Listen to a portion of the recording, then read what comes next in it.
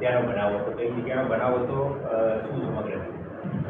તારીખ 18/6/2026ના રોજ સાંજે આશરે 8થી 10 વાગ્યાની વચ્ચે સદર ગુનાની અંદર મરણ જનાર છે એ પોતાના પારિવારિક મરણના પ્રસંગને કારણે વોઠા ગામમાં હાજરી આપવામાં પ્રસંગ માટે આવ્યા હતા.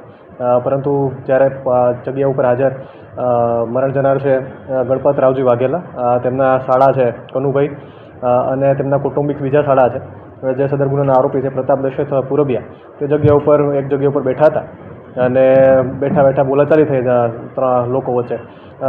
આ ગુનાના આરોપી છે પ્રતાપ દશરથ પુરબિયા, એ સદર ગુનાના મરણ જનાર છે ગણપત રાવજી વાઘેલા જોડેથી પોતાના બુલેટ બાઇકની ચાવી માગે છે, જે દરમિયાન બોલાચાલી થાય છે અને ગણપત રાવજી છે એ બુલેટની ચાવી આપવા માટે આનાકાની કરે છે અને તે બાબતે ઝઘડો વધારે ઉશ્કેરાતા સદર ગુનાના આરોપી પ્રતાપ પુરબિયા છે એ બાજુમાંથી લાકડાનો ધોકો લઈ અને મરણ જનાર ગણપત રાવજી વાઘેલાને માથામાં 4-5 ઘા મારી અને હત્યા નિપજાવે છે. ઝઘડો કયા કારણથી થયો હતો? બાઇકની ચાવીની તો વાત પછી આવી, એની પહેલાનો જે ઝઘડો હતો એ કયા કારણોસર? હા, મુખ્ય ઝઘડાનું કારણ જે પ્રતાપ દશરથ પુરબિયા છે એ મરણ જનાર પાસેથી બાઇકની ચાવી માગે છે અને બાઇકની ચાવી માગતા ગણપત રાવજી વાઘેલા જણાવે છે કે વાંઢાઓ તમને બાઇક ચલાવવાની હેસિયત નથી.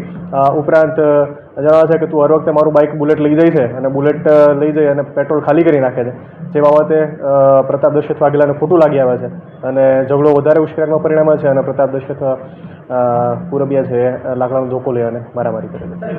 આરોપી વચ્ચે શું સંબંધ છે? બંને ભાઈ ફુવા અને ભત્રીજા હોવાની વાતચીત છે અને આરોપી કે મૃતકનો તો બીજો ઇતિહાસ ખરો દેખાડો? આરોપી અને મૃતક છે એ બંને કૌટુંબિક શાળાઓ છે અને બંને ઓઠા ગામના જ છે.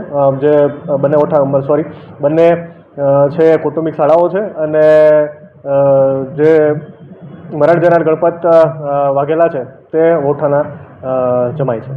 જે વાત કરવામાં આવે તો હાલ કેટલા આરોપીઓની ધરપકડ કરવામાં આવી છે?